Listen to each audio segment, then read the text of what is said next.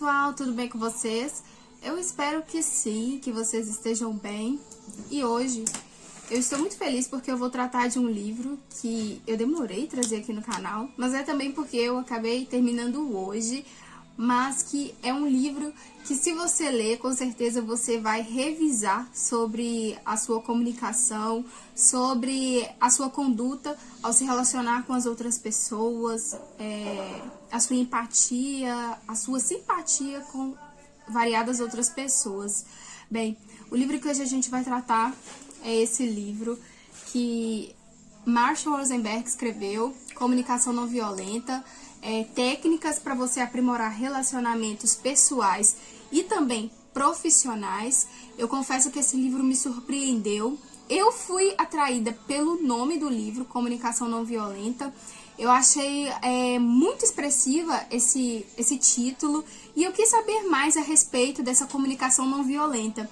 E o livro vai tratar realmente de você usar uma comunicação pacífica, uma comunicação em que você não precisa de gritar para receber atenção, para receber afeto ou para impor sua autoridade, mas você vai utilizar sua empatia, se colocar no lugar do outro. A gente vai aprender a prestar nossas necessidades, a reconhecer as nossas necessidades, reconhecer nas outras pessoas as necessidades que estão faltando nelas. Porque muitas das vezes, quando as pessoas choram, gritam ou está solicitando algo de você, exigindo algo de você, tudo que elas querem é que as suas necessidades sejam supridas. E aqui Marshall Rosenberg vai falar muito bem a respeito dessas necessidades, para você poder atendê-las, né, mediante, conforme é isso, intimidade com a pessoa, a forma como que você vai poder ajudar essa tal pessoa. E Marshall, ele vai falar muito sobre a comunicação não violenta. Então, esse livro vai muito de encontro com aquele dizer, né, que em todo excesso esconde uma falta. E é exatamente isso que Marshall apresenta aqui pra gente, que na adolescência dele, quando ele era criança, ele apanhava muito, porque ele vai dizer que cresceu em um bairro, se eu não me engano foi em Detroit, e que ele era cruelmente, né, espancado por pessoas da pele negra, por achar que ele era muito branco, e também era espancado por pessoas brancas por achar que ele era muito negro. Então havia muitas gangues naquela época, havia muitas guerras entre eles, entre o próprio povo ali, na América ali, em um bairro muito conhecido. E ele vai falar que aquilo com certeza feria muito ele. Então, vendo aquela violência toda, ele decidiu não tomar aquilo como pessoal. Ele sabia que aquilo ali, aquelas crianças, aqueles adolescentes só estavam emitindo aquilo que recebiam, só estavam concebendo, passando para frente aquilo que foram passadas para elas. Só que ele não aceitou aquilo como algo real, como algo que ele queria passar para os filhos dele, uma vivência que ele queria para ele mesmo. Então, seus pais decidiram que ele deveria ir para a Índia, com seu avô Mohammed, se eu não me engano. Deixa eu verificar o nome do avô dele, que ele vai citar no começo do livro. Ele vai dizer assim, ó: fiquei tão indignado com essa vivência que meus pais decidiram levar para a Índia e me deixar por algum tempo com meu avô lendário Mohandas, não é Mohammed, é Mohandas Gandhi. Então, o Gandhi é o avô do Marshall Rosenberg. E para que eu pudesse ali aprender com ele a lidar com a raiva, a frustração, a discriminação e a humilhação que o preconceito racial violento pode provocar. Então ali ele sofria ataques, né, pelas pessoas brancas acharem que ele era muito negro e pelas pessoas negras acharem que ele era muito branco para estarem ali envolvidos com os grupos. E nessa vivência com o avô dele, com o Gandhi, ele vai dizer que, infelizmente, pela sua tolice ali da adolescência, ele não usufruiu de tudo que o avô dele tinha para poder oferecer para ele, tinha para poder passar para ele. E ele diz que se ele tivesse ficado ligado, se ele tivesse estado mais com o avô dele, tivesse sede mesmo pelo aprendizado, com certeza ele teria aprendido muito mais com o avô dele. E aí, né, chegando à idade de sua consciência, ele se formou em um psicólogo, e Marshall, ele vai descrever no decorrer de todo o livro processos da CNV. E os quatro componentes do processo da CNV os quatro componentes observação, sentimento, necessidade e pedido. Ele vai dizer o seguinte: primeiramente, observamos o que está de fato acontecendo numa situação, o que estamos vendo os outros dizerem ou fazendo que é enriquecedor ou não para a nossa vida. O truque é ser capaz de articular essa observação sem fazer nenhum julgamento ou avaliação, mas simplesmente dizer o que nos agrada ou não naquilo que as pessoas estão fazendo. O segundo passo, que é o sentimento, é em seguida identificar como nos sentimos ao observar aquela ação, magoados, assustados, tristes, reprimidos e etc. Terceiro, reconhecermos, o terceiro é a necessidade, e ele vai dizer assim, é para a gente reconhecer quais de nossas necessidades estão ligadas aos sentimentos que identificamos aí. Temos consciência desses três componentes quando usamos a CNV para expressar clara e honestamente como estamos.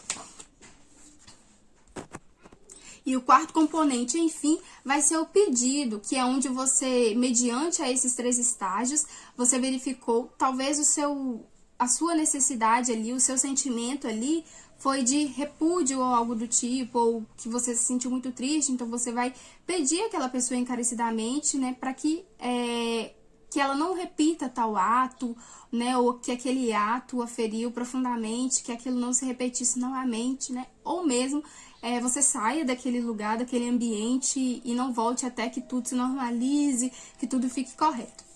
Nesse livro, gente, Marshall Rosenberg, ele vai dar muitos exemplos. Então, ele foi consultor, dando palestras em empresas, ele ia em escolas, né, ele dava muitas palestras, e nessas palestras ele interagia muito com o seu público. Então, ele não ia ali somente nas escolas, por exemplo, e falava que os alunos deveriam comportar de tal forma, que o diretor deveria de tal forma, que os professores de tal forma. Não, ele ia e dava exemplos de como as pessoas deveriam lidar entre si, né? Não de uma forma autoritária, mas sim de uma forma para cooperar ali, para eles poderem viverem melhor, né? E, exemplo, nessas escolas, ele interagia tanto com esses alunos, com todos os componentes da escola, que as pessoas se sentiam tão seguras em confiar a ele informações da vida pessoal delas, né, que ele ajudava ali na frente de todo mundo, na frente de todo o público. Então, as pessoas sentiam confiança nele, de que ele é uma pessoa que estava mesmo querendo ajudar toda aquela sociedade ali, todo aquele conglomerado de pessoas. E Marshall, no decorrer de todo o livro, ele vai dar muitos exemplos para nós, leitores, e eu acho tão incrível, algo que, assim, eu já estava querendo bastante mesmo, me exercitar, fazer, observar sem avaliar as pessoas. Porque muitas das vezes a gente bate um olho em uma situação, no que a pessoa está fazendo, e a gente já vai com julgamentos, né? A gente já vai falando, nossa, que pessoa cruel, não tem coração, a pessoa fez aquilo outro. Mas Marshall fala assim, para de julgar. Tente observar cada detalhe do seu cotidiano em que as pessoas estão fazendo em todas as suas ações e não julgue. Não coloque ali o seu julgamento de que a pessoa está certa, de que a pessoa está errada, de que a pessoa deveria fazer aquilo, não deveria fazer aquilo outro, mas sim, apenas observe. Então, ele vai categorizar muito bem o que é observação, o que é avaliação e o que é um julgamento. Então, vale muito a pena a leitura devido a isso, né? E ele também vai falar sobre as nossas necessidades, né? Que nós temos necessidades, que elas devem ser supridas, que nós também precisamos suprir as outras pessoas. Ele vai dizer a respeito de pedidos, né? Como você pode fazer pedidos para as outras pessoas de uma forma empática, de uma forma que você não seja uma pessoa grosseira. E ele, quanto aos pedidos, ele vai dizer que se nós mesmos não sabemos o que nós queremos, então a gente não vai saber pedir com clareza para as outras pessoas o que mesmo a gente não está sabendo exprimir aqui dentro de nós. Então ele fala para a gente se conhecer, para a gente conhecer o nosso coração, conhecer os nossos gostos, os nossos desgostos, para que a gente possa se relacionar melhor. Porque quando a gente se conhece, quando eu me conheço, eu vou conseguir conhecer melhor a outra pessoa também, entendê-la, suprir as suas necessidades, no que elas precisarem, né?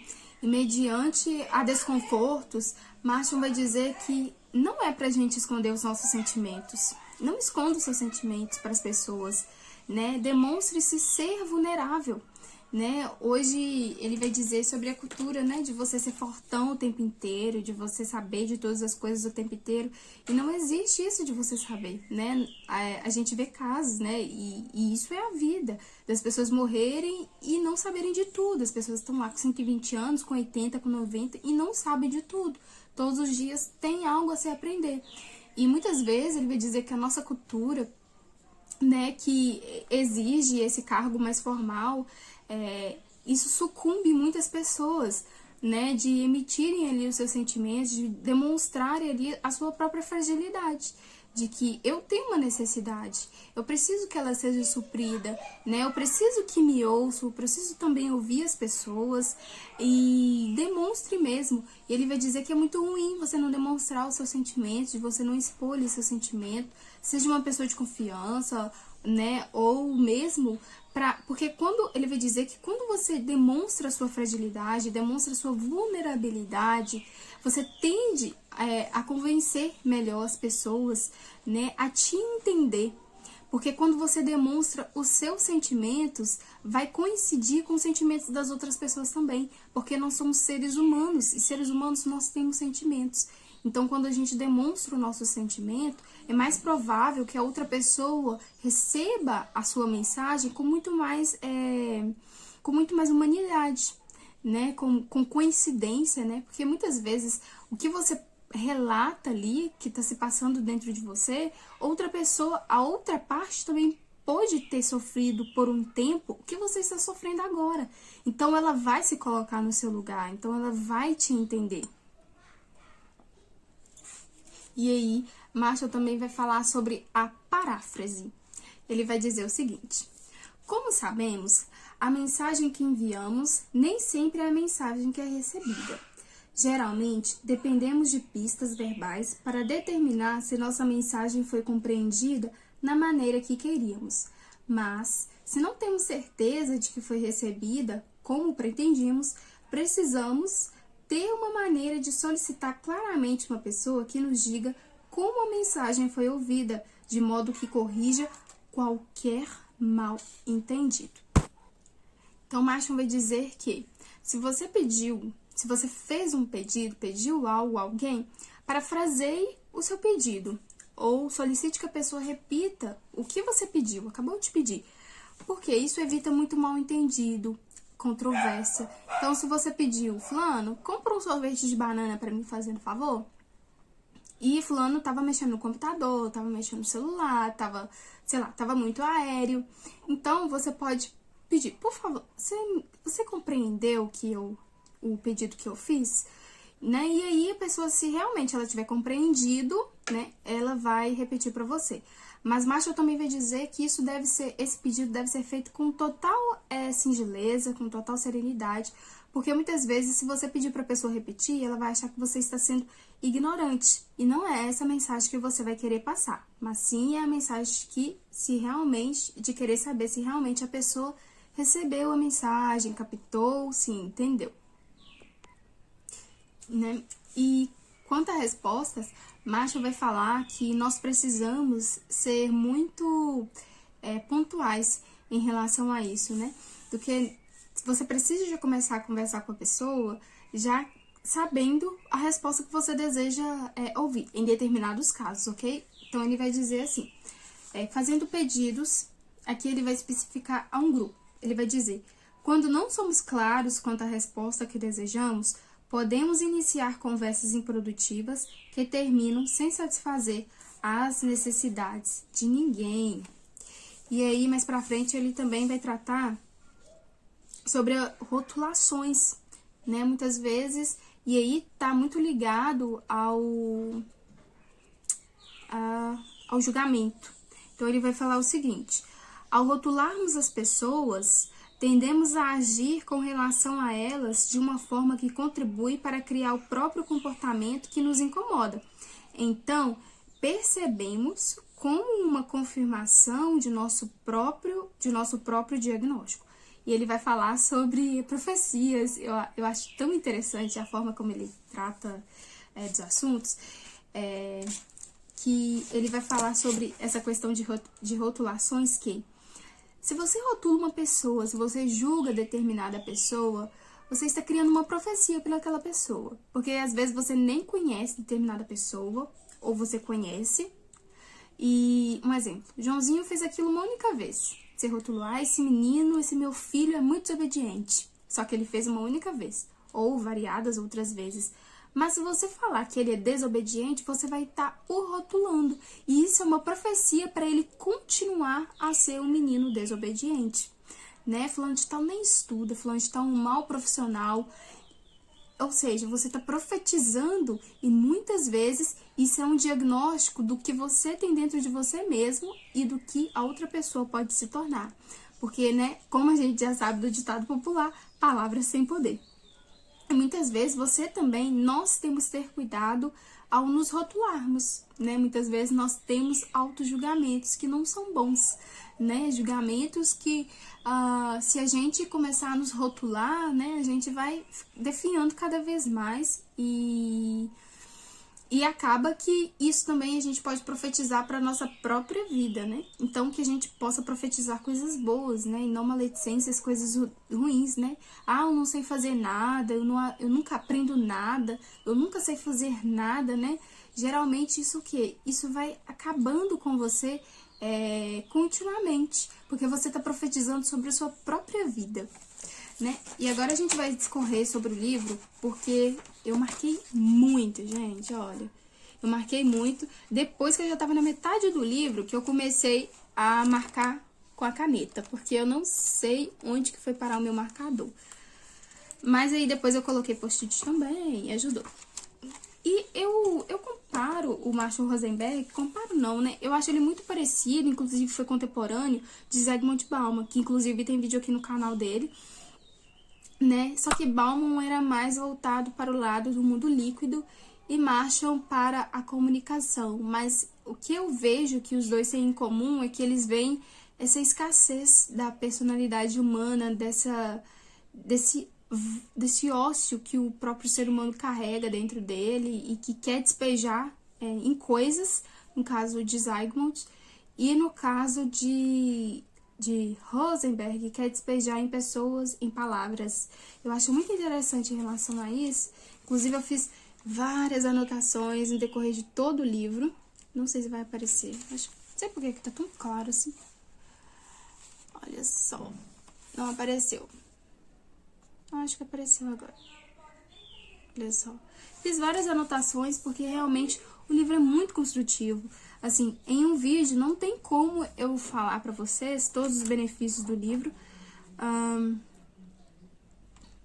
Tá. Lembrei. Uma coisa muito bacana que ele vai falar também é: substitua o tenho de fazer por escolho fazer.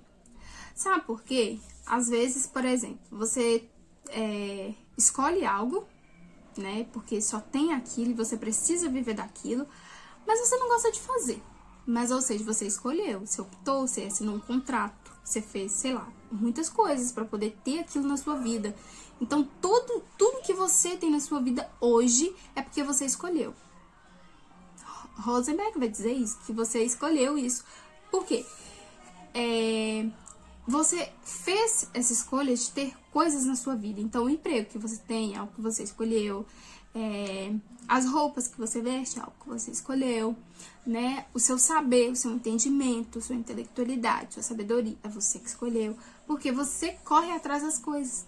Ou seja, substitua muitas coisas de, eu tenho que fazer tal coisa. Não. eu escolho fazer. Porque você tem escolhas o tempo inteiro, né? Claro que você muitas vezes vai deixar de pegar uma oportunidade, né? Porque você não gosta de fazer. Você tem que pegar, porque senão muitas vezes você não vai ter uma fonte de renda ou algo do tipo. Mas foi uma escolha que você fez, ou seja, a vida é pautada por escolhas. Ele também vai falar que... Deixa eu ver... O que eu posso trazer de mais legal aqui pra vocês, hein?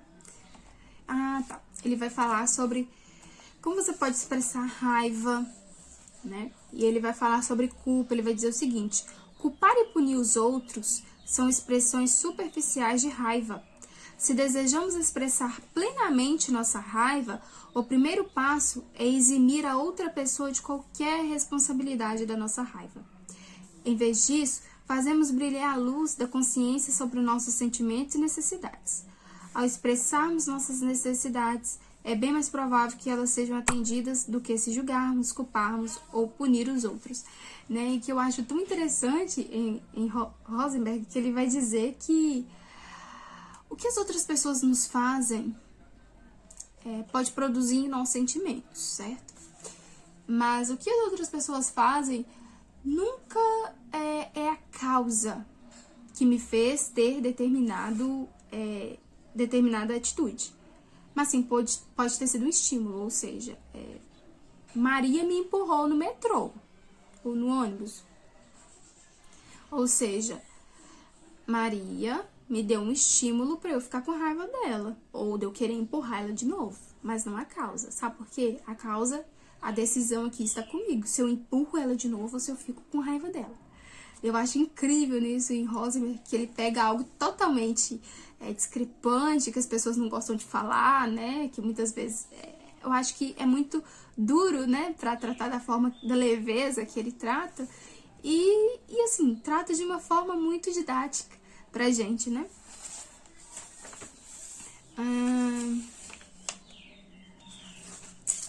Diz sobre vulnerabilidade. E aí, Marshall também vai dizer, né, em um dos seus seminários que ele dá, que algumas testemunhas, né, às vezes ele ouve, né, de seus alunos, ele formava alunos ali em curso de CNV, que eu acho incrível nele, e ele vai dizer que uma aluna dele teve uma vez que, com a CNV, usando a CNV, conseguiu ser livre do estupro. Então, a intensidade, né, que pode ser, também dependia ali do sujeito que queria fazer isso com aquela moça, só que ela, utilizando a CNV, conversou com o rapaz ali, naquele momento de que muitas mulheres com certeza ficariam eufóricas e com total razão.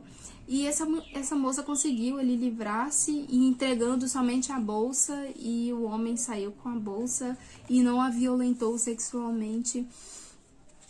Então, assim, pessoal, o livro, ele é muito amplo, né? Ele te ensina muitas coisas, ele é muito rico. E o que eu, assim, de todas as partes do livro, eu amei o final, com certeza mais o final. A princípio, né, a primeira parte do livro era algo mais técnico, algo para você aprender mais sobre a estruturação da CNV, como que funciona, né, onde você pode aplicar muitos exemplos, exercícios, né, algo que você vai ver ali se você prestou atenção nos ensinamentos do Marshall, e você vai poder colocar em prática. E algo incrível que eu amei no final do livro foi sobre os elogios.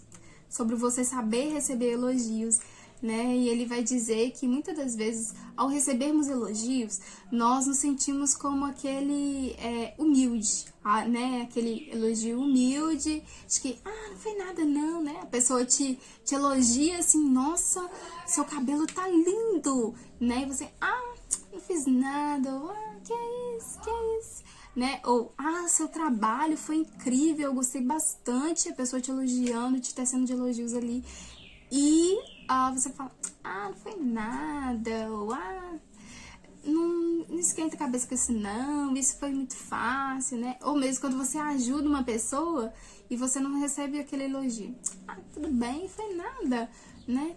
Ou seja, ele fala para você receber, né? Com alegria, né? A pessoa está te agradecendo, você foi útil na vida das pessoas, você serviu uma pessoa, então saiba receber tal elogio. E ele também vai dizer o que eu já estava também pensando muito tempo em relação a isso, só que eu nunca consegui colocar para fora esse tal pensamento, que é o de quando nós elogiamos as pessoas. E ele vai dizer que muitas das vezes nós elogiamos as pessoas de uma forma incorreta. Sabe por quê? Quando você diz, o seu trabalho foi maravilhoso, você executou o trabalho maravilhoso, ou seja, é um julgamento que eu estou fazendo em cima do trabalho daquela pessoa. O maravilhoso é um julgamento. O ruim também é um julgamento que eu estou fazendo. E Marshall, ele não gosta de julgamentos. Ele fala que julgamentos rotulam muitas pessoas. Então, ele vai falar que ao invés disso, de você falar, nossa, você é muito linda, você está rotulando essa pessoa como, né, como linda, ok? Mas ele vai dizer que descreva a pessoa, né? Descreva por que você está achando ela linda.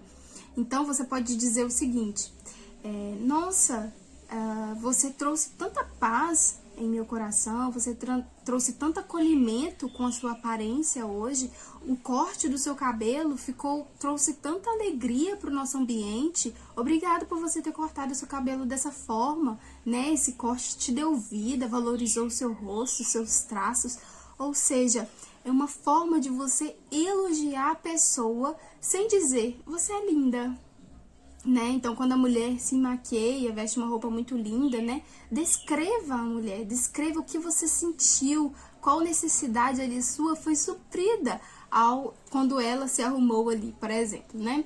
A mulher se arruma e fica muito linda, né? Então, descreva ela, nossa, a sua aparência trouxe alegria ao nosso ambiente, né? A sua aparência te valorizou bastante, né? A sua sombra, a sua maquiagem, esse batom, esse gloss, ficou muito bom em você, né? Me lembrou algo bom, trouxe de algo bom de dentro de mim mesmo.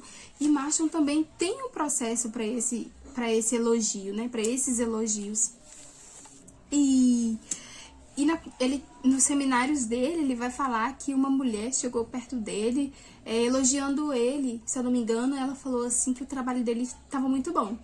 E ele não aceitou aquilo como um elogio propriamente dito, né? Ele queria saber por que ela achou que o trabalho dele foi muito bom.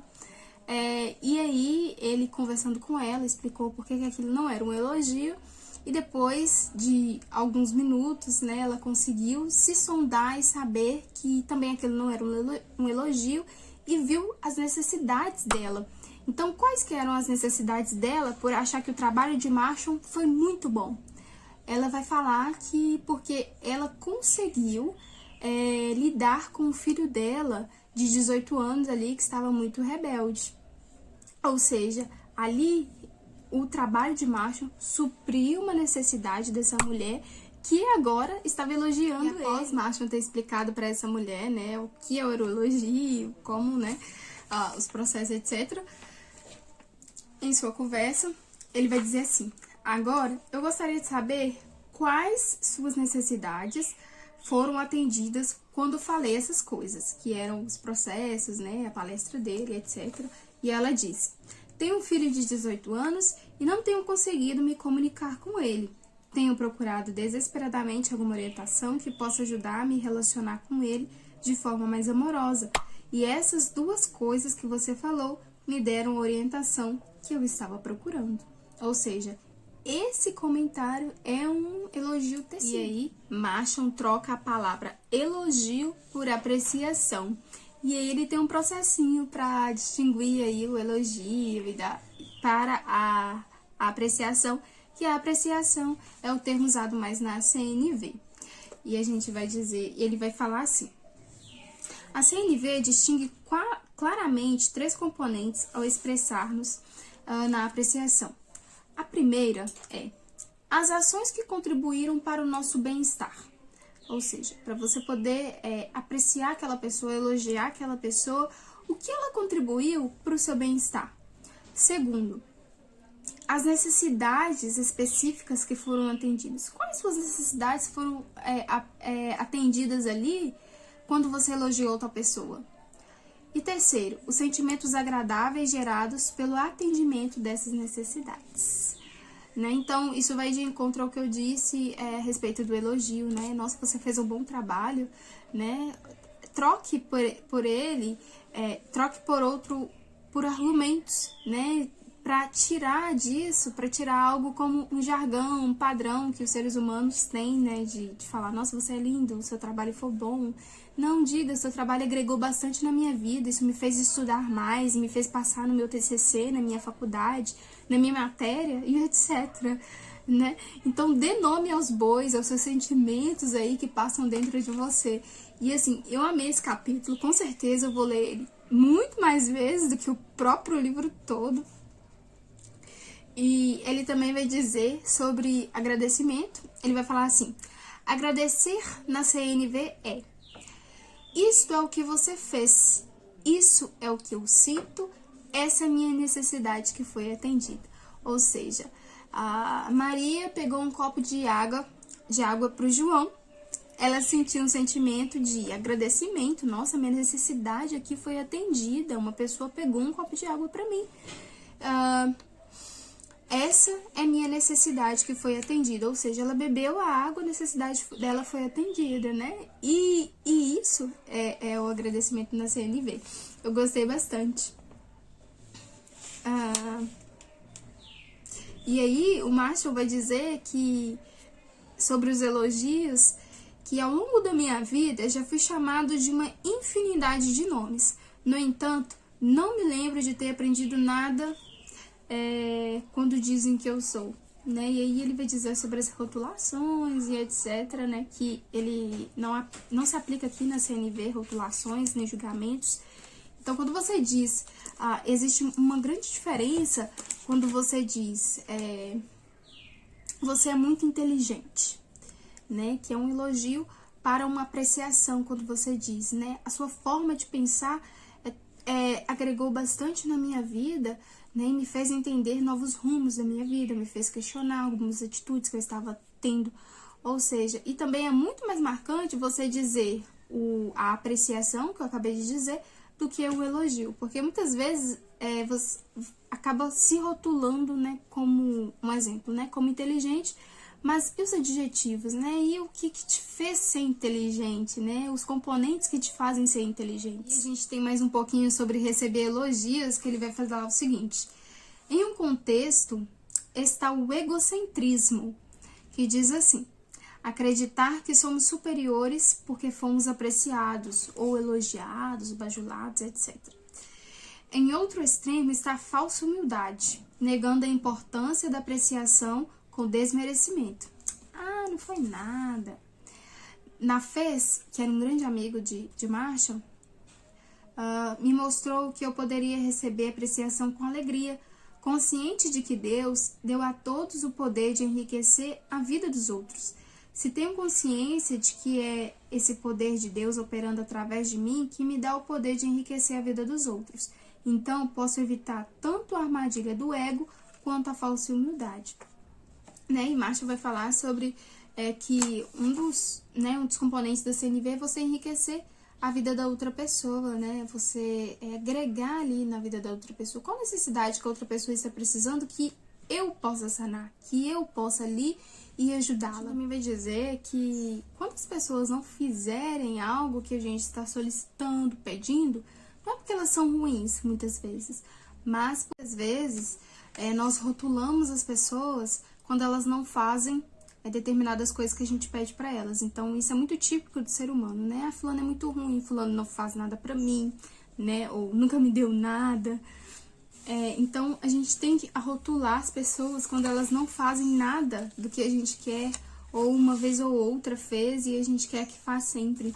E aí, Marshall vai dizer o seguinte: tendemos a registrar o que está dando errado, não o que está dando certo. E chegando ao fim do livro, Marshall vai falar sobre a gente expressar em palavras o nosso amor pelas pessoas, a nossa apreciação, que nós sentimos pela outra pessoa. Ele vai falar, vai contar e vai relatar ali a história de seu tio, que carinhosamente cuidou da sua avó quando ele ainda era pequeno. Infelizmente, ele não teve muito contato com sua avó, devido a ela já estar doente, enquanto ele crescia.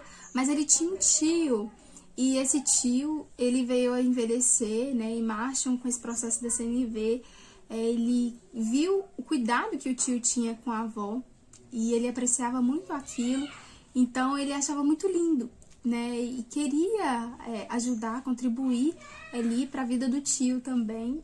E aí ele fala que nunca tinha expressado ali o seu amor pelo tio, né? Porque além do amor de tio, ele tinha o amor ali, aquela alegria pelo tio ter cuidado da sua avó, a quem ele amava.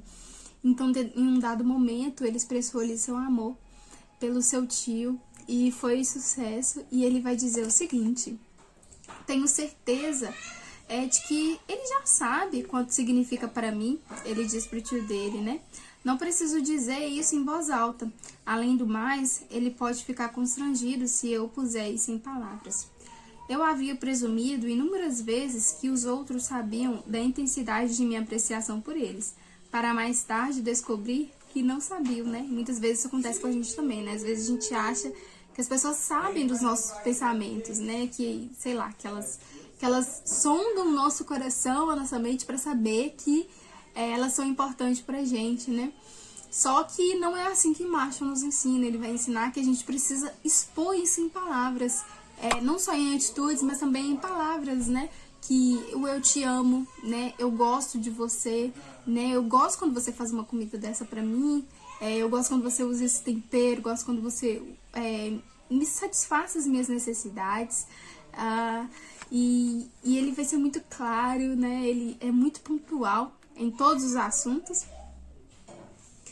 E ele vai dizer o seguinte: cumprimentos convencionais frequentemente tomam a forma de julgamentos, ainda que positivos, e às vezes são feitos com a intenção de manipular o comportamento dos outros.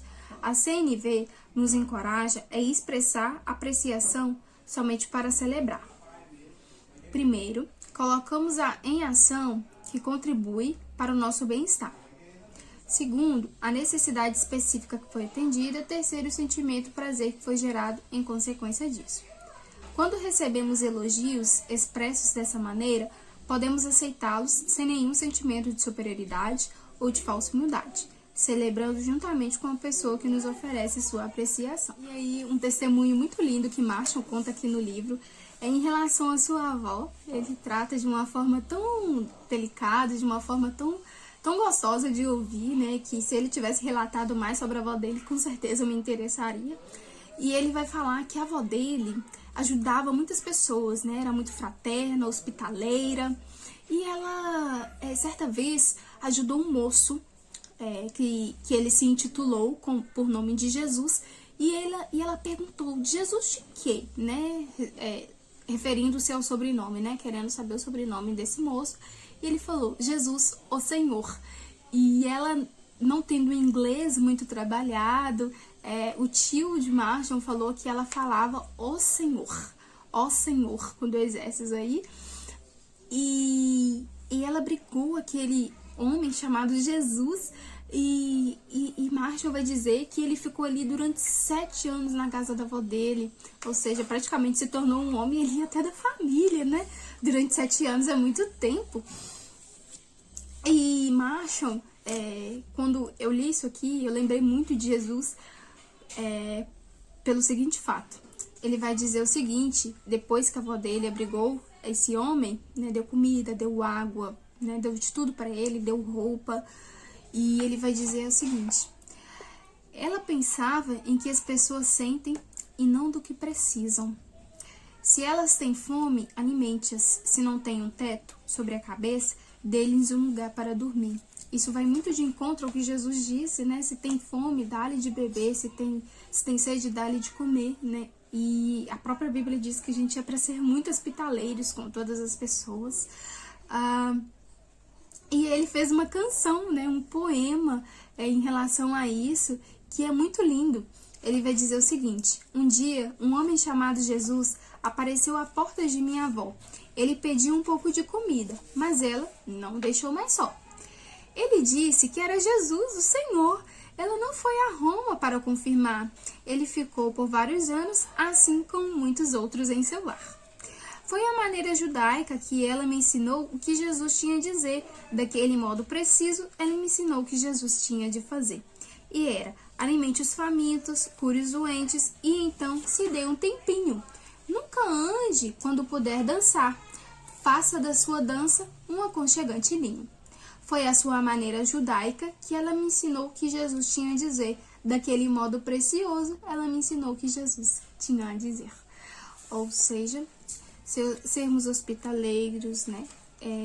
E uma das coisas que eu também achei muito interessante que Marshall, subliminarmente, entre linhas, eu compreendi que ele quis passar não use a comunicação não violenta somente, né? Use a compassividade. Ele vai dizer muito aqui sobre isso, da gente ser compassivo, da gente sentir a dor do outro, né? Sentir que a barriga também deve doer na gente, né? Não é só no outro, né?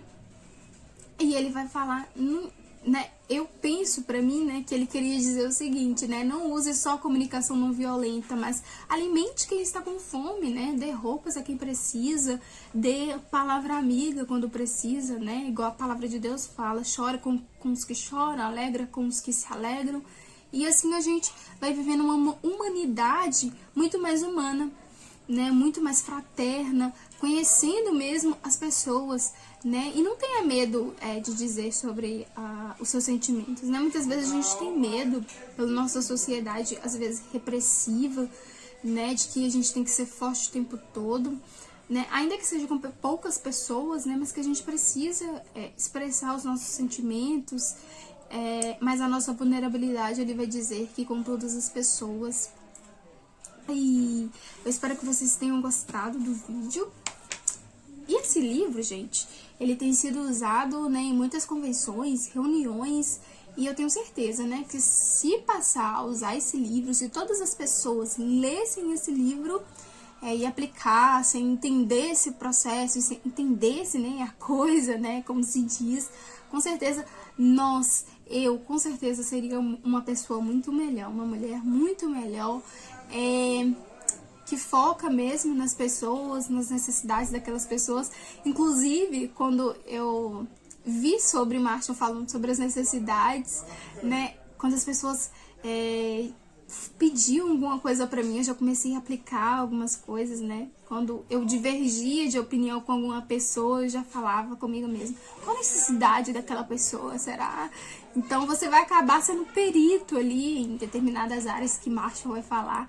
Então eu recomendo bastante para vocês lerem, né? Leiam para os seus filhos, para os seus pais, para os seus familiares. Leia principalmente para você, porque a mudança começa com você. Infelizmente não vai ter como eu colocar todos os ensinamentos de Marshall aqui. Possivelmente esse vídeo já vai ficar grande o suficiente. Mas, por favor, gente, leiam ele, né? Tem muitas coisas, com certeza, depois que eu estiver editando esse vídeo, eu vou lembrar, vou querer colocar. Mas, quem sabe, né? Tem uma parte 2. Eu espero que vocês tenham gostado. Se você não é inscrito, se inscreva no meu canal. É só um cliquezinho, deixe seu joinha, comente, compartilhe. Comente aqui embaixo se você já leu algum livro de Rosenberg, se você já leu esse livro. E o que você gostou desse vídeo, né? Como que o meu canal possa te ajudar, pode te auxiliar em algumas coisas.